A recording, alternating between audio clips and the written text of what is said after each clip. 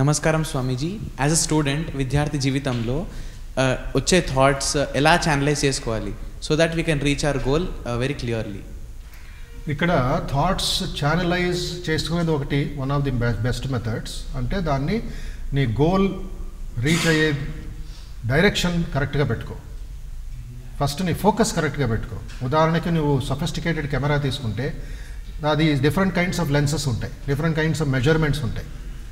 So picture బాగుండొచ్చు, but if you want a perfect picture కొన్ని focus చేసుకుండాలి. Measure చేస్తూ దాన్ని గ్రూప్ ఫోటో తీసుకుంటాం. సో గ్రూప్ ఫోటో తీసుకున్నప్పుడు ఆ ఎంటైర్ ఇది పర్ఫెక్ట్ పిక్చర్ రావడానికి మళ్ళీగా నువ్వు ఛానల్ చేసుకుంటావు, దాన్ని అడ్జస్ట్ చేస్తావు. వాళ్ళని ముందుకు వెళ్ళమంటావు, వెనకాలకు వెళ్ళమంటావు, తల ఎత్తమంటావు.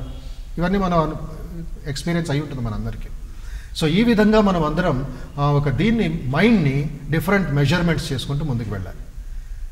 ఫస్ట్ గేర్లో వెళ్ళాలా, సెకండ్ గేర్లో వెళ్ళాలా, థర్డ్ గేర్లో వెళ్ళాలా, ఆ స్పీడ్ బట్టి రోడ్ చిన్నగా ఉందా పెద్దగా ఉందా, 6 లేనా లేక విలేజ్ రోడా, ఈ అవగాహనతో ముందుకు వెళ్ళండి. Don't go blindly. ఏదో ఎవరో చెప్పారు, ఎవరో పుస్తకంలో రాస్తుంది, లేక నేను ఒక సినిమాలో చూశాను, లేక నేను ఒక లెక్చర్ విన్నాను, అవన్నీ నాలెడ్జ్, బట్ అప్లికేషన్స్ నీ చేతుల్లో ఉన్నాయి. సో డాక్టర్ ఏ విధంగా నీ ఆరోగ్యానికి కొన్ని డయట్ కంట్రోల్ ఇస్తాడు, తర్వాత పథ్యం ఇస్తాడు, మందులు తీసుకోమంటాడు, టానిక్ తీసుకోమంటాడు. సో అది ఒక మెజర్మెంట్. సో మైండ్ని ఛానలైజ్ అంటే మోర్ ఐ ఫీల్ వివేకానంద చెప్పినట్లు మనస్సు అంటే చిత్తశుద్ధి, మనస్సు ప్యూరిటీ అని వస్తే ఆటోమేటిక్గా నీ క్లారిటీ వచ్చేస్తుంది. చిత్తశుద్ధి లేకపోతే confusion. So make your mind pure, clean the mind, purify the mind. అందుకే కొన్ని దీంట్లో మనం చర్చించుకున్నాం దాన్ని గాయత్రి ఉపదేశం, గాయత్రి మంత్రం, ఓంకారం, తర్వాత వివేకానంద ఉపదేశాలు, భగవద్గీత ఉపదేశాలు.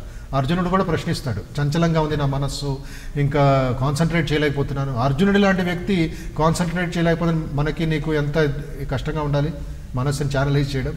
అర్జున మాస్టర్ స్ట్రోక్, ఆయన పర్ఫెక్ట్ కాన్సన్ట్రేషన్. చేప కళ్ళు చూసి నీళ్ళలో చూసి చేప కన్ను కొట్టి ద్రౌపదిని పెళ్ళాడాడు.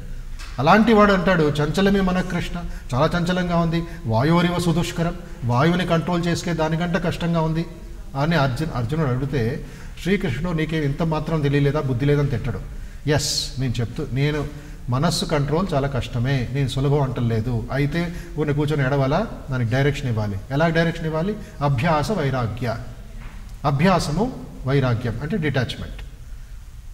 నువ్వు ఏదైనా థాట్స్ని గోల్కి వెళుతున్నావు, అక్కడ అట్రాక్షన్స్లో ఉండిపోయి నువ్వు మెయిన్ పర్పస్ని మర్చిపోతే, ఢిల్లీకి వెళ్ళాలి నువ్వు నాగ్పూర్లో దిగిపోతే, లేకపోతే విజయవాడకు వెళ్ళాలి నువ్వు రాజమండ్రిలో దిగిపోతే, గోదావరి నీళ్ళు స్నానం చేద్దామని పర్పస్ తీసుకోవాలి.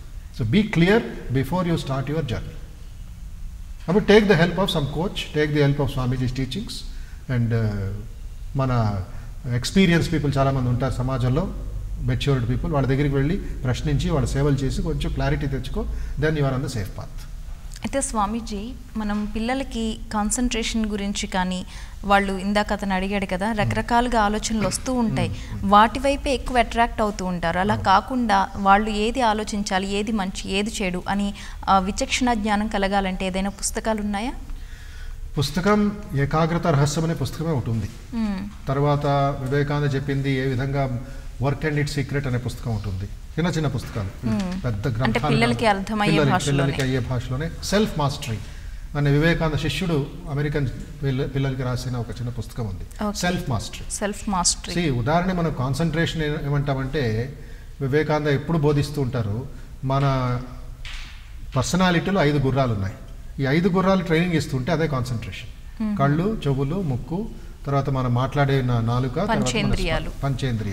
ఈ పంచేంద్రియాలు పంచగుర్రాలు. ఈ పంచేంద్రియాలతో మనం తింటున్నాం, పడుకుంటున్నాం, జ్ఞానం సంపాదిస్తున్నాం. పంచ కర్మేంద్రియాలు, పంచ జ్ఞానేంద్రియాలు. జ్ఞానం అంటే ఈ కళ్ళు, ముక్కు, దేని నుంచి నాలెడ్జ్ వస్తుందో. కర్మేంద్రియాలు కాళ్ళు, చేతులతో మనం ఏది పని చేస్తున్నామో. ఈ రెండు ఒక యూనిటీ డెవలప్ అయితే కాన్సన్ట్రేటెడ్ పర్సన్. ఈ రథంకి 5 గుర్రాలు, ఒక్కొక్క గుర్రం ఒక్కొక్క డైరెక్షన్ వెళుతుంటే ఇంకేం రథం అది, ఇంకేం ప్రయాణం, క్రాష్ అవుతుంది. అంటే టెన్షన్, స్ట్రెస్, సూసైడ్ ఈ కాలం వర్తమాన సమస్యలు అవన్నీ మోడర్న్ ప్రాబ్లమ్స్. అంటే ఒక్కొక్క గుర్రం ఇంకో రథాన్ని చీల్చేస్తుంది, రథాన్ని సపరేట్ చేసేస్తుంది, బ్రేక్ అయిపోతుంది పర్సనాలిటీ. ఆత్మహత్యలు ఎందుకు? ఒక గుర్రం ఇంకో డైరెక్షన్ వెళ్ళిపోయింది, అట్రాక్ట్ అయిపోయింది వాసనంతో, ఇంకోటి చూపుతో, ఇంకోటి స్పర్శతో, ఇంకోటి తన వినడంతో.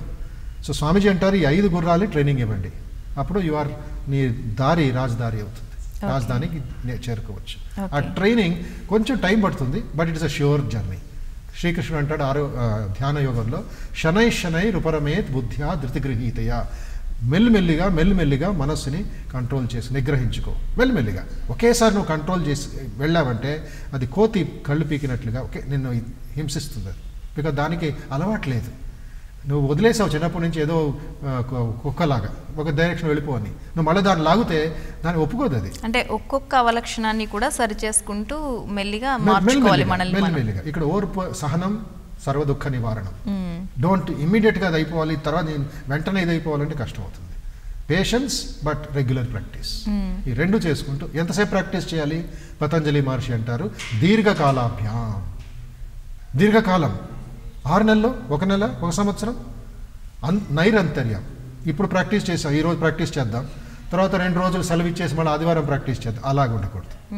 నైరంతర్యం, నిరంతరంగా ఎవ్రీడే పేషెంట్గా కరెక్ట్గా మెథాడికల్ ప్రాక్టీస్ చేయండి, నీ మైండ్ కాన్సన్ట్రేట్ అయిపోతుంది. ఇది పాసిబిలిటీస్, ఇది చేసేవాళ్ళు చాలామంది ఇప్పుడు వర్తమానంలో ఉన్నారు.